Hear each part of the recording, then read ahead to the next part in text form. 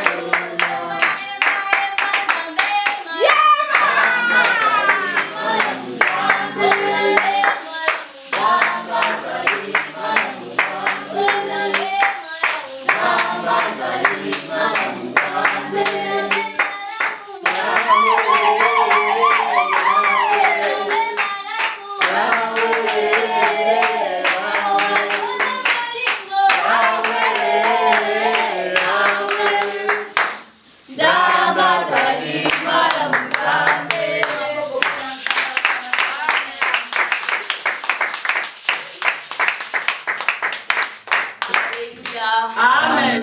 Oui, tous ceux qui ont sa parole aussi. Et tous ceux qui ont la prédication de ma aussi. Amen. Et lorsque le berger fait ta question, les gars, tous vont acclamer.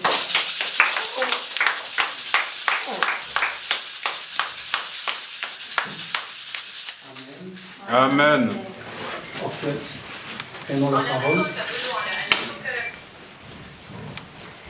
Prenons la parole de Dieu rapidement. On va lire premièrement dans chapitre 4, du premier verset jusqu'au verset 7. 2 Rois 4, 1 à 7. Il est écrit: une femme de la communauté des prophètes cria à Élisée: ton serviteur, mon mari, est mort, et tu sais qu'il craignait l'Éternel. Or, le créancier est venu pour prendre mes deux enfants et faire d'eux ses esclaves. Élisée lui dit: que puis-je faire pour toi? Dis-moi, qu'as-tu chez toi? Elle répondit: ta servante n'a rien du tout chez elle, mis à part un pot d'huile. Il dit: va demander des vases dans la rue, chez tous tes voisins, des récipients vides, demande-en un grand nombre. Une fois rentré, ferme la porte derrière toi et tes enfants, verse de l'huile dans tous ces récipients et mets de côté ceux qui sont pleins. Alors elle les quitta, elle ferma la porte derrière elle et ses enfants qui lui présentaient les récipients. Elle versait. Lorsque les récipients firent plein, lorsqu'il dit à son fils: donne-moi encore un récipient, il répondit: il n'y en a plus. D'huile s'arrêta. Elle alla les rapporter à l'homme de Dieu qui lui dit: va vendre l'huile et paye ta dette, tu vivras avec tes fils de ce qui restera. 2 Rois 2:20, chapitre 20, le verset 17, le même 2 Rois, le chapitre 20, le verset 17. Je commence même à partir du verset 16. Alors Ésaïe dit à Ézéchias: écoute la parole de l'Éternel. Les jours viendront où l'on emportera à Babylone tout ce qu'il y a chez toi et que tes ancêtres ont accumulé jusqu'aujourd'hui. Il n'en restera rien, dit l'Éternel. De plus, on prendra plusieurs de tes fils, de ceux qui sont issus de toi et dont tu es le père, pour faire des iniques dans le palais du roi de Babylone. Et la réponse d'Ézéchias, il répondit, Ézéchias répondit à Ésaïe: la parole de l'Éternel que tu viens de dire est bonne. Il ajouta: y aura-t-il la paix et sécurité pendant ma vie? Parole du Seigneur. Amen. Et je vais lire, et je vais prier, puis on va nous rasseoir. Les restes, nous allons lire après. Merci, éternel Dieu de gloire, pour ces moments. Nous voulons écouter ta parole. Parlez-nous. Fais-nous grâce de comprendre quelque chose que tu as voulu nous faire comprendre. Au nom de Jésus, nous avons ainsi prié avec action de grâce. Amen. Amen. Et aide-moi à dire bonjour justement à celui qui est à côté de toi. Et tu lui souhaites bienvenue dans la présence du Seigneur.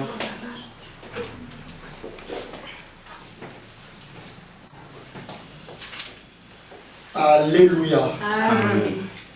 Ok, nous allons entrer dans le message de cet après-midi que l'Éternel m'a confié de nous partager. Et notre message est intitulé Le dette spirituel. Banyongo Yamolim. Le dette spirituel. Avant de commencer à toucher notre sujet, j'ai une recommandation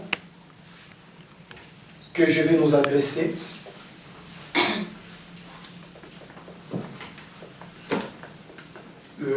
La recommandation est la suivante. Fais l'effort pendant ces mois ou les mois qui vont commencer de préparer des offrandes. Suis-moi très bien. que tu vas faire. Premièrement, tu vas les faire à tes parents, s'ils sont encore en vie. Et s'ils ne les sont pas, tu vas faire à un aîné de la famille. Et tu vas demander une prière de bénédiction. Je l'ai récité et je l'ai capté pendant que je préparais cette courte exhortation que je vais partager avec nous. Je l'ai senti clairement dans mon esprit, le Seigneur me dire que nous avons besoin de cette bénédiction pour exceller dans notre destinée. Amen. Amen. Il y a certaines choses qui sont bloquées, tu ne sais pas pourquoi c'est bloqué, et tu cherches des voies pour ouvrir certaines portes, et tu te rends compte que malgré ta bonne volonté, tes portes sont toujours fermées. Parce qu'il n'y a pas une ouverture de bénédiction. Je sais qu'étant parent, chaque parent souvent a l'habitude de bénir ses enfants. Mais je ne parle pas de cette bénédiction. Je parle d'une bénédiction que toi, tu es censé provoquer pour ta vie. Amen. Amen. Je ne sais pas comment tu vas les faire. Fais cette offrande. En matière d'argent, soit en matière, je ne sais pas, à quelque chose que tu vas acheter et donner à l'un de tes parents. Si tu n'as pas les possibilités pour le faire, pour l'aider s'ils sont encore en vie, tu les fais. La deuxième offrande, tu vas les faire, je ne dis pas qu'à moi, à un homme de Dieu que tu crois réellement qu'il peut déclarer une parole de bénédiction pour toi. Amen. Amen. Et je ne dis pas qu'à moi. Si tu crois en moi et tu crois en ma prière, tu les ramènes. Mais si tu vois que non, les problèmes que j'ai, cette grâce ne peut pas aller au-delà de donner solution et que tu connais un serviteur de Dieu, la porte est ouverte. Mais tu le fais. Prends cette offrande, dirige-toi vers la personne que Dieu va te mettre à guerre, et Dieu à l'homme de Dieu. Prends cette offrande et bénis ma vie. Amen. Amen. C'est très important, ces deux recommandations que je récite avant de partager la parole de cet après-midi. Il est question des dettes spirituelles que nous voulons évoquer. Mais avant de commencer à toucher quelques points, je vais faire une remarque par rapport au texte que nous venons de lire. Dans 2 Rois chapitre 4. En lisant la parole, vous allez voir, la première remarque est la suivante. Notre proximité avec Dieu ou son loin ne te qualifie pas forcément à la richesse. Amen. Amen.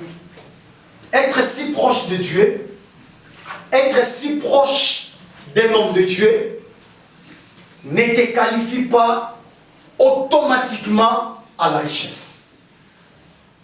Nous venons de lire l'histoire d'un homme qui était parent, il avait une famille, il s'agit d'un prophète, l'un des prophètes qui travaillait à l'école d'Élysée.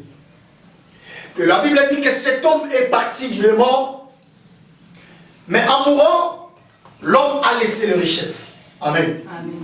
Vous allez voir que c'était un homme qui était si proche de Dieu, parce qu'il craignait Dieu. Non seulement il était proche de Dieu, il était aussi si proche d'Élysée, parce qu'il était dans l'école d'Élysée. Amen. Amen. Mais cela n'était pas, bien aimé, de raison qui fera en fait que cet homme soit riche dans sa vie. Parce que pour accéder à la richesse, il y a des principes que tu es censé respecter pour élever la taille de ta richesse. Amen. Amen. Tu peux être le même Dieu comme David. Tu peux être si proche de l'Éternel. Tu peux avoir une vie de prière. Parce que la prière, une vie de prière, être un homme, une femme de prière, ne fera pas de toi forcément quelqu'un élevé dans le domaine de la vie sociale. Tu peux prier beaucoup, mais être pauvre. Tu fais craindre Dieu beaucoup.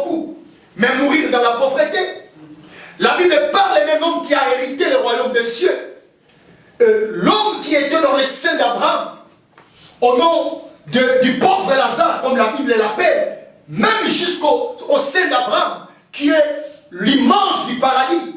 L'homme en question, malgré sa crainte de Dieu sur la terre, le pauvre Lazare, la Bible continue toujours de l'appeler pauvre, même s'il était dans les entrailles d'Abraham, dans le sein d'Abraham. Malgré cela, malgré sa communion avec Dieu, cet homme, par faute et manque de respect spirituel pour accéder à la richesse, la Bible dit qu'il est mort, mais tout en étant pauvre. Alléluia. Là, c'est la première remarque. Parce qu'il y a des gens comme ça, ils pensent que quand ils s'attachent à un pasteur qui a l'argent, d'office, il va avoir l'argent. Il y a des gens comme ça, ils pensent que si c'est lui qui porte les sacs en main de son pasteur, obligatoirement, il doit être aussi riche. Il y a des gens qui traitent même certains pasteurs de méchants. Parce que le pasteur est élevé et son secrétaire n'a pas de position. Et vous ignorez parfois certains sacrifices qui se font dans les secrets. Ce n'est pas au pasteur de les faire pour toi. Ce sont des sacrifices que toi, tu es censé faire si tu veux accéder à la richesse dans ta vie. Donc, tu peux être si proche de Dieu. Tu peux être si proche de l'église. Si proche des serviteurs de Dieu béni. Mais cela ne fera pas de toi forcément un homme riche. Alléluia. Amen. Il y a des principes qui nous amènent à la richesse. Deuxièmement, la deuxième remarque, comment cet homme, il a passé toute sa vie à côté d'Élisée. Mais il est parti avec des problèmes qu'il cachait à Élisée. Élisée ne connaissait pas que cet homme, il avait des dettes. C'est l'image de plusieurs. Vous êtes sous des couvertures spirituelles. Vous n'arrivez pas à partager vos problèmes. Même si on n'a pas d'argent pour vous donner. Mais on peut prier pour votre situation. Combien sont là? Ils ont des problèmes. Un pasteur, il n'est pas un omniscient. Il ne connaît pas tout. Même Élisée, quand il était dans la maison de la femme tsunamite, Élisée, il ne connaissait pas quel était réellement les problèmes de la maison. Il ignorait même que cette femme, malgré sa richesse, elle n'avait pas d'enfant. Élisée, malgré la grandeur de son onction prophétique, mais il n'était pas en mesure de tout connaître concernant ce foyer. Regarde l'histoire de ce jeune homme. Il était à côté d'une grâce excellente. Parce qu'Élisée, il était connu. Regarde même ce qu'il disait à la femme tsunamite. Tu veux que je parle de toi auprès du roi? Donc c'est-à-dire qu'Élisée, il avait une position. Qu'il peut prendre quelqu'un et le placer dans une catégorie élevée dans la société. Amen. Amen. Mais son serviteur, il est mort. Il a laissé des dettes. Parce qu'il ne voulait pas partager ce qu'il avait avec le Père ou la personne que Dieu a mis à sa tête pour l'encadrer spirituellement. Amen. Amen. Je ne connais pas tout ce qui se passe dans vos vies. Et je pense que je ne connaîtrai jamais cela si toi tu ne viens pas partager cela avec moi. Par un conseil, on peut vous aider. Par une prière, tu peux être soulagé. Par un verset biblique qu'on peut te donner, ça peut te consoler. Par une déclaration, une porte peut s'ouvrir. Mais quand toi tu te dis non, je vais gérer seul mes problèmes. C'est ça l'image de cet homme. Il n'a pas voulu partager sa situation. Il a dit non, je vais gérer cette situation seul. Et la finalité de l'histoire, la Bible dit qu'il est mort et il a laissé la honte s'attacher à sa femme. Parce qu'il était dur, il s'est enfermé. Alléluia. Amen. C'est ça le deux remarques que je voulais évoquer avant d'entrer dans le message de cet après-midi. Je suis en train de parler sur le dette spirituelle. Il y a plusieurs types de dettes spirituelles. Et premièrement, il y a des dettes que nous créons nous-mêmes. Ce sont des dettes spirituelles que toi-même tu crées. Je vais donner un exemple très simple. Qu'est-ce que la Bible dit? La Bible dit dans le livre de Galates chapitre 6, le verset 7. C'est que l'homme aura sémé, il fera quoi? Il va moissonner ce qu'il a sémé. Alléluia. Il y a des gens ici, et vous créez des dettes spirituelles de plusieurs manières. Par votre façon de traiter certaines personnes. Quelqu'un qui t'a traité en bien. Quelqu'un qui t'a aidé dans la vie. Quelqu'un qui a été là lorsque tout le monde t'a rejeté. Quelqu'un qui était un appui pour toi lorsque tu avais besoin de béquilles pour marcher. Quelqu'un qui s'est sacrifié pour toi, pour t'aider à parvenir à surmonter certaines réalités de la vie. Mais la finalité, qu'est-ce que nous faisons? Parce qu'étant humain, la mémoire de l'homme est courte. L'homme ne voit pas demain. L'homme se limite à ce qu'il voit, à ce qu'il peut gérer aujourd'hui. Et l'homme ne connaît pas la notion de l'avenir et les surprises de l'avenir.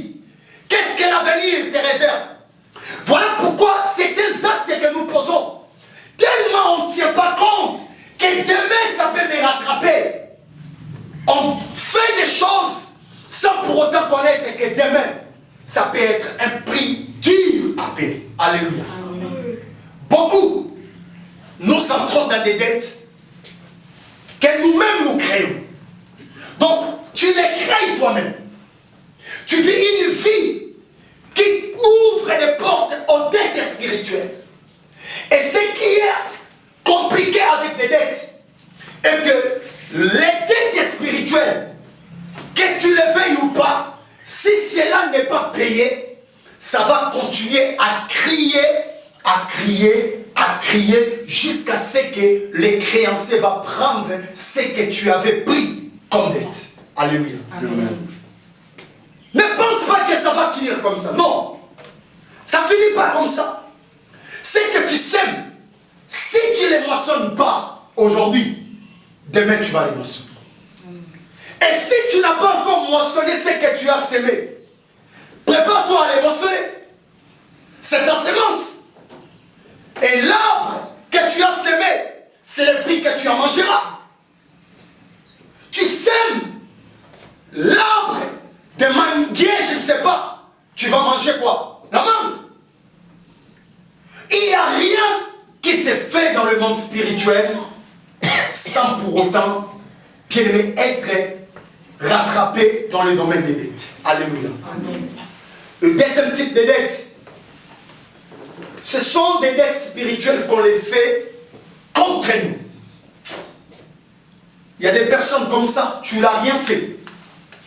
Mais c'est la personne qui prend ton nom et cite ton nom dans des lieux bizarres. Amen. Amen. Surtout dans nos familles, ça existe. Tu n'as rien fait et tu ne connais même pas la personne. Mais la personne prend ton nom et il commence à utiliser ton nom dans des manières à attirer les malheurs dans ta destinée. Alléluia. Amen. Le troisième type de dette, il est question des dettes de fait. Regardez l'histoire de Samuel. Dans 1 Samuel, la Bible parle de l'histoire d'un homme qui s'appelait Elkanah. Cet homme avait des femmes. L'une s'appelait Pénina et l'autre s'appelait Anne. La Bible dit que Pénina, elle était fertile, elle donnait des enfants, elle était féconde. Et Anne n'arrivait pas à donner des enfants parce que l'Éternel l'avait rendue stérile. C'est la Bible qui le dit. Et la Bible dit à la suite de l'histoire, un jour,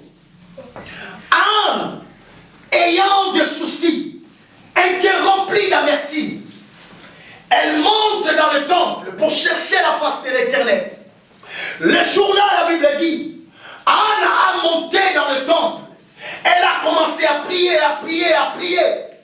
À un moment donné, Anne engage les fées. Elle dit ceci à l'Éternel.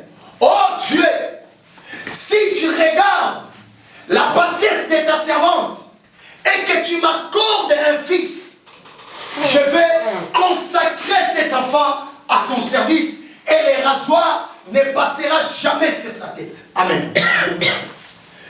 La Bible dit dans 1 Samuel chapitre 3, Dieu a exaucé la prière. Mais la prière a été exaucée. Mais Anne, elle avait la tête de l'Éternel. Parce que Samuel devait servir le Seigneur. Et la Bible dit, l'enfant dormait. À un moment donné, il commence à attendre des voix. Là, ce sont des réalités spirituelles. Il y a des personnes comme ça. Lorsque on t'a consacré dans les hôtels sataniques, tu vas voir, il y a des personnes qui marchent, ils entendent des gens les appeler. Ce n'est pas l'appel de Dieu. Dans les domaines sataniques, c'est lorsqu'une vie a été dédiée pour un service quelconque. Et cette vie n'est pas encore entrée dans ce service. Ces genres de réclamations peuvent exister. Amen. Amen. Anne, elle ne connaissait pas ce que Samuel vivait. Samuel était enfant, elle dort, quelqu'un l'appelle. Il se réveille, il ne trouve personne. Il passe chez Élie, et Élisée lui dit, non, ce n'est pas moi qui t'ai appelé. Rentre. Il rentre encore, il dort encore. Cette même voix vient encore l'appeler. Samuel, imaginez un enfant qui dort, une voix, Samuel, Samuel, Samuel, Samuel, Samuel. C'était une sorte de réclamation parce qu'il y avait une dette qui a été créée par sa maman à cause de lui. Alléluia. Amen. Faisons attention aux propos que nous faisons sortir de nos bouches. Ça peut nous rattraper. N'utilise pas ta bouche pour dire n'importe quoi, n'importe où et n'importe comment. Amen. Amen. Même quand tu entres dans une relation, même quand l'amour est fort, même quand tu n'arrives pas à te contrôler, fais attention avec les paroles qui vont sortir de ta bouche. Amen. Il y a des gens aujourd'hui qui n'accèdent pas au mariage. Pourquoi? Vos propos, les paroles qui étaient sorties de vos bouches, c'est comme une dette. Tu dis à l'homme, sans toi, je ne vais pas me marier. Et sans lui aussi, tu ne te maries pas. Parce que c'est une dette. C'est une parole qui a été libérée. C'est comme un fait. Anne avait simplement parlé. Mais Samuel a vu les conséquences. Tu vas lire la parole. Samuel n'a jamais cherché à servir Dieu. Samuel a servi l'Éternel à cause du fait de sa maman. Ce n'est pas le choix de Samuel de se tenir le matin, d'aller au temple, de chercher à connaître la voix de Dieu. C'est les propos que sa maman a prononcés sur l'autel qui réclamaient l'enfant au service de l'Éternel. Alléluia. Amen. Aucun endroit Samuel a cherché l'Éternel pour le servir. Mais sa maman a parlé. Et Dieu a pris ses propos en compte. Et il a commencé à réclamer la vie de l'enfant. Alléluia. Amen. Et il y a aussi ce genre de dettes qui se créent par des faits. Et tu commences à te rendre compte que le temps passe. Mais une situation ne change pas. Parce que tu n'as pas encore payé la dette. Tu avais pris quelque chose dans le monde spirituel. Mais tu n'as pas encore remboursé. Et les créanciers, chaque matin, ils commencent à venir réclamer. Parce qu'il a le droit de réclamer ce qui lui appartient. Alléluia. Et troisièmement, ce sont des dettes générationnelles. Souvent, ce sont des dettes créées par nos parents, par nos arrière-grands-parents. Ils peuvent créer des dettes pour nous. Donc, ils peuvent faire des choses contre nous. Regardez l'histoire que nous venons de lire. Dans 2 Rois chapitre 20, il est question d'Ézéchias. La Bible dit, Esaïe est venu. Il est venu avec les insignes de l'Éternel. Il a dit à Ézéchias, regarde ce que Dieu va faire. Comme comme toi tu as exposé le palais royal, tu as fait voir aux ennemis d'Israël, les Babyloniens, qui étaient venus visiter Israël, tu les as amenés à découvrir tout dans les palais. Tu n'avais pas de secret, tu n'avais pas la distraction. Regarde maintenant ce qui va arriver à la suite des temps.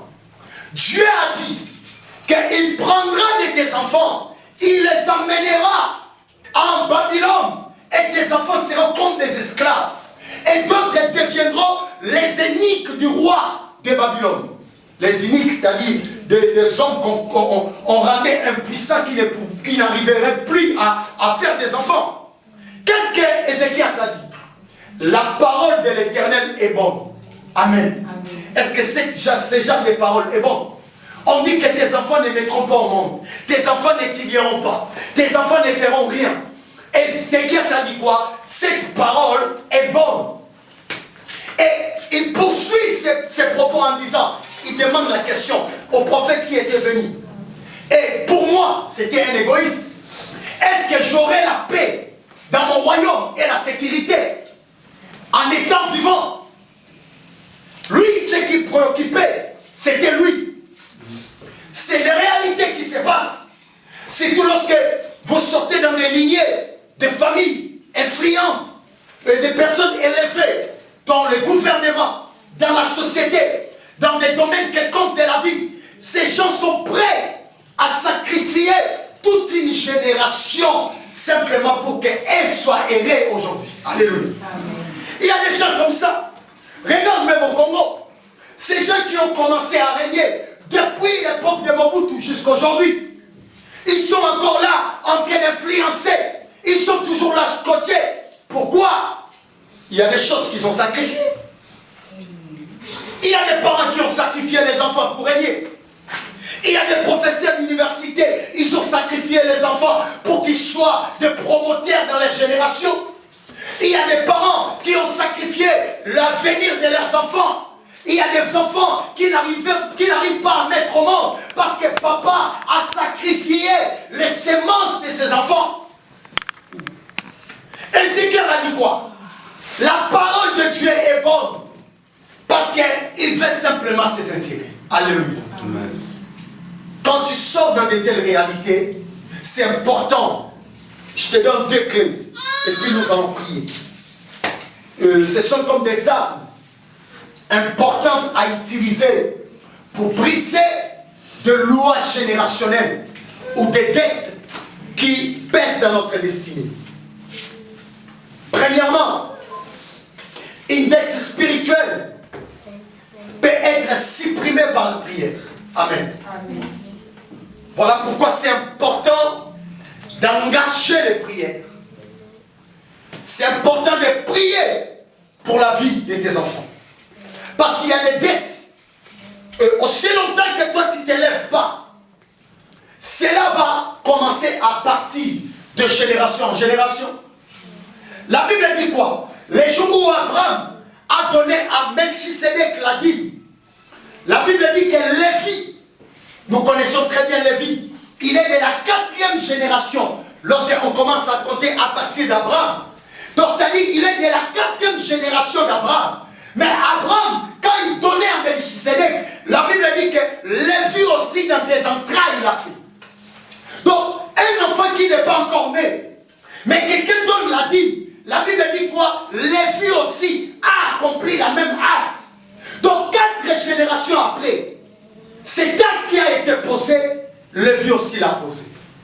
C'est-à-dire que le sang que nous portons, ça peut faire véhiculer les malédictions jusqu'au 4e ou 5e génération de notre ligne. Amen. Amen.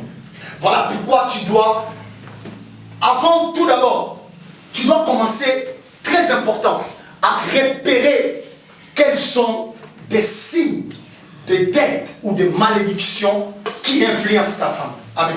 Amen. C'est important. Donc tu dois connaître quelles sont les choses qui ont mis KO mes parents. Ils ont échoué pourquoi dans les mariages? Pourquoi ils n'ont pas pu arriver à stabiliser leur vie? Quelles étaient les failles? Quelle était la porte de l'enfer qui a déstabilisé le plus grand au sein de ma famille. Donc quand tu commences à détecter, à découvrir les dettes, cette femme, elle a commencé par cette démarche. Elle a eu conscience, elle était consciente que son mari est parti, mais son mari a laissé les dettes. Amen. Amen. Parce que quand tu es ignorant des dettes spirituelles, les dettes spirituelles vont te malmener, vont te faire souffrir sur la terre des vivants. Tu vas avoir beaucoup de talents, mais la vie n'expose pas. Parce qu'il y a des dettes à payer. La deuxième clé, ce sont des sacrifices. Regarde ce qui se passe avec Abraham et Isaac. Abraham partait pour offrir Isaac en sacrifice. Mais quand Dieu a dit à Abraham de mettre Isaac à côté, Dieu a donné un autre sacrifice. Amen. Amen. Donc tu peux annuler un sacrifice par un sacrifice. Donc la vie des sacrifices, ça doit être une vie permanente pour un enfant de Dieu. Surtout nous qui sommes des Bantous. Nous sommes tirés dans des familles très complexes. Quand on te montre ta famille dans l'angle spirituel, on te dit que ça c'est aligné. Tu ne peux même pas accepter d'être né dans cette famille. Amen. Ce n'est pas dans ce genre de famille que toi tu vas s'amuser avec certains domaines spirituels. Nos vies doivent être de vie des sacrifices. Des sacrifices perpétuels. Parce que nous sommes tirés dans des familles très complexes et dans des familles difficiles. Alléluia. Amen. Je vais aller pour chuter. Troisièmement, tu veux briser une dette spirituelle. Tu dois suivre et respecter les instructions prophétiques. Et tout à l'heure, on vient de découvrir ce qu'Élisée a dit à la femme. Élisée n'a rien dit de si spécial. C'est simplement, va demander des vases. Entre dans ta maison, ferme ta porte. C'est la clé pour briser une dette spirituelle. Suivre les instructions. Je te dis de jeûner pendant 3 jours. Jeûne pendant 3 jours. Parce que tu peux briser une loi qui t'a combattu pendant des années. Et tu sens dans l'esprit que ce problème a besoin de prière. Le Dieu te dit de jours, de temps de prière. Respecte les instructions que Dieu te donne. Il y a des situations pour te lâcher. Tu as besoin de monter pendant 40 jours en jeûne et prière. Il y a des problèmes pour les surmonter. Tu as besoin de passer 3 jours à sec dans la prière. Il y a des situations, il te faut 21 jours. Plaider, demander la faveur de l'Éternel. Il y a des situations qui ne changeront jamais si toi tu ne payes pas les prix de respecter les instructions que Dieu te donne. Quand tu ne lèves pas l'obéissance des instructions de Dieu dans ta vie, les dettes que ton mari a laissées va continuer à subsister dans ta vie et ça va continuer à déranger ta destinée sur la terre. Amen. Amen. Regarde la vie de cette femme. Chaque matin, lorsqu'elle se réveille, elle commence à avoir peur. Parce qu'elle ne sait pas à quel moment de la journée le créancier va venir. C'est l'image des policiers. Quand la journée commence, la peur nous envahisse. Parce que c'est compliqué. Donc on a des situations, on ne sait même pas comment s'en sortir. Mais dans de telles réalités, engage les principes qui peuvent briser des conditions qui pèsent sur toi. Il y a des personnes, ce n'est pas l'argent qui est leur problème. On peut te donner l'argent aujourd'hui, tu ne feras rien avec ça. Tu as des réclamations qui empêchent les progrès dans ta famille. On peut te donner même un travail. Même la façon dont tu vas perdre ce travail, toi-même tu ne le sauras pas. Parce qu'il y a des hôtels, il y a des lois, il y a des dettes. Quand cela n'est pas payé, ça va continuer à déranger l'existence des membres de cette famille. Alléluia. et que Dieu t'aide et que Dieu nous aide à pouvoir payer le prix et à répondre à l'appel de Dieu pour briser les personnes qui te parlent au téléphone, mais c'est eux qui sont à la base de tout ce que toi tu traverses. Il y a des personnes au sein de nos familles qui bâtissent des hôtels jour et nuit pour que personne ne puisse aller au-delà. Donc tu dois comprendre quelle est la dette que ta famille a dans les réalités spirituelles et toi accepte de payer le prix pour payer ces dettes et tu vas voir qu'après cela il y aura comme un shift dans ta destinée et c'est comme si quelque chose venait de changer radicalement dans l'histoire de ta destinée. Alléluia. Voilà pourquoi j'ai commencé avec un petit conseil. Va rechercher la bénédiction de tes parents. C'est l'une des clés majeures si tu veux briser une loi générationnelle. Parce que la bénédiction a 1 kilo. Un homme béni par ses parents, c'est un homme, même les diables ne peuvent pas stopper. Donc recherche cette bénédiction. Cette année, tu dois faire de tout ton mieux. Parce que tu ne sais pas combien encore le temps sur la terre tes parents vont vivre. Recherche cette bénédiction. Même s'ils vont vivre 20 ans après cela, ce n'est pas un problème. Toi, tu sais que même si mon père aujourd'hui n'existait plus, j'ai déjà la bénédiction de mes parents. Fais l'effort. Parce qu'une personne qui ne marche pas avec cette bénédiction, c'est une personne instable et qui n'a pas d'équilibre dans les réalités spirituelles. Que Dieu te bénisse et que le Seigneur bénisse sa parole. On acclame pour sa parole. Nous allons nous continuer avant de retirer cette séance qui est arrivée presque à la fin de notre session de ce dimanche. Je vous rappelle simplement quelques annonces. Premièrement, Jésus-Christ revient à très bientôt. Nous devons être prêts et prêtes par rapport à sa venue. Deuxièmement, nous te rappelons qu'à partir de la semaine prochaine, nous aurons un défilé. Il y a Bassal Nanzabi. Et par rapport au programme Autonet aux Aranao, avec les ramadans, je ne sais pas comment on allait s'organiser. Je me suis dit qu'au lieu à ça, un programme continu, nous allons simplement inviter les hommes de Dieu le dimanche et pendant toutes ces séances, à partir du dimanche prochain jusqu'au 13 avril. Et donc, c'est dimanche et qu'on allons s'attirer simplement à l'inviter pour nous bénir. Amen. Parce que sur ton 8 autres programme à 17h, ça sera difficile pour nous et pour certaines personnes après la prière pour y rentrer. Donc voilà, on va faire comme ça. Et puis dans les jours à venir, on aura le temps pour continuer nos activités dans le quartier Sikapo. Donc quant à cela, tu sais, vraiment un peu vraiment les disciplines parce que tu as un papaya et c'est pas beau. Tu vas utiliser Sika, baye liboso na biso, biso moko batu yanga, tu vas apparaître après. Donc je vous demande vraiment, surtout pendant ces 5 semaines ou bien 5 dimanches, à partir de ce dimanche, le dimanche prochain, jusqu'au dimanche 13 avril, et vraiment, tous vraiment très disciplinés, tous mes toucher ma programme pour l'amour qui attend, pour se préparer à temps, et pour la gloire de l'Éternel. Et voilà ce que je tenais à nous rappeler. Autre chose, Ezali, par rapport à la loi et l'église, et si tu as ton enveloppe, aux oies qui nous remettre, et n'hésitez pas à le faire. Si tu as besoin de l'enveloppe, et à la porte, aux enveloppes Nayo, pour que prochainement, au Memela Isoyango, pour participer à l'Oizo Salamana Katinesikao.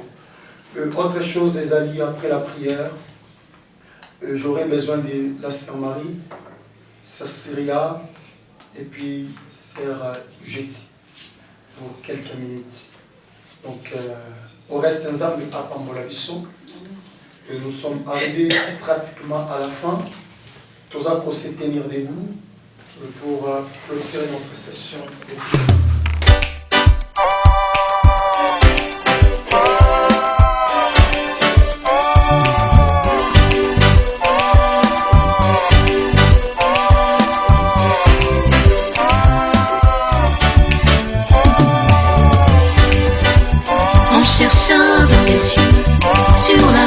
sur la terre, l'homme capable d'ouvrir le livre et de rompre les cercles. Les vieillards observaient, les anciens aimaient, les anges n'en parlent.